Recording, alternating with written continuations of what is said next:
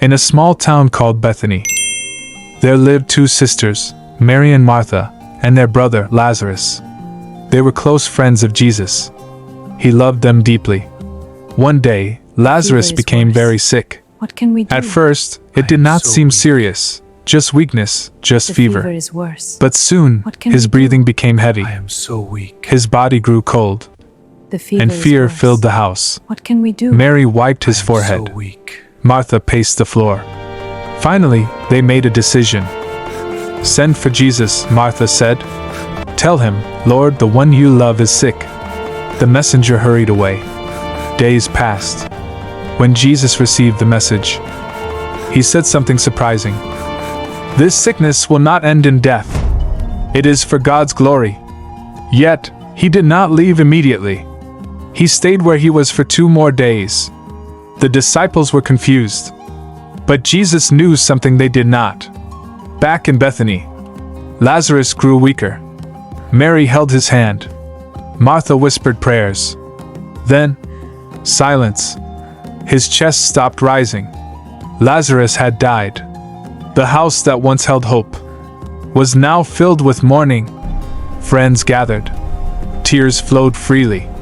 Lazarus was wrapped in burial cloths and placed inside a tomb, a cave, and a heavy stone was rolled across the entrance. 1 day passed. 2 days passed. 3, 4. 4 long days. Then Jesus said to his disciples, "Let us go to Judea again. Our friend Lazarus sleeps, but I go to wake him." When Jesus arrived near Bethany, Martha heard he was coming. She ran to him. "Lord," she cried, "if you had been here, my brother would not have died." There was pain in her voice, but also faith. Jesus looked at her gently and said, "Your brother will rise again." Martha nodded. "I know he will rise again in the resurrection at the last day." Then Jesus spoke words that would echo through history. "I am the resurrection and the life. Whoever believes in me, though he may die, yet shall he live." Do you believe this?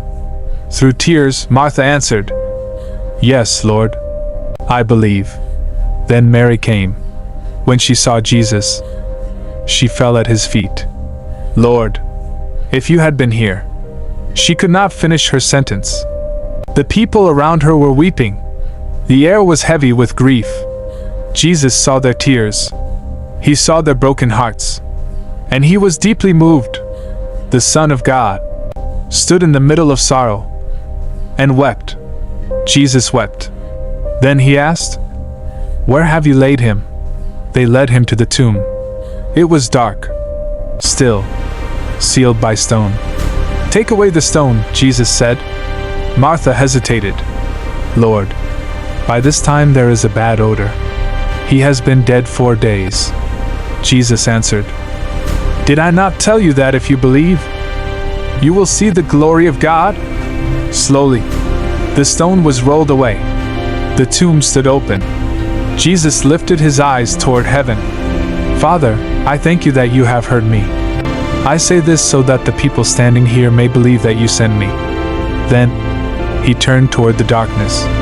Silence covered the crowd. No one breathed. And with a loud voice, full of authority, Jesus cried out, "Lazarus, come forth!" For a moment, nothing happened. Then, movement. Inside the tomb, gasps filled the air. A figure appeared at the entrance, wrapped in grave clothes, walking slowly into the light. It was Lazarus, alive, 4 days in the grave, and now breathing again. Shock turned into awe. Grief turned into joy. Mary covered her mouth in disbelief. Martha cried out in amazement. Jesus calmly said, "Unbind him and let him go." The burial cloths were removed. Lazarus stood there, restored, whole, alive. That day, many believed. They saw that Jesus had power, not only over sickness, but over death itself. And his words remained in their hearts. "I am the resurrection and the life.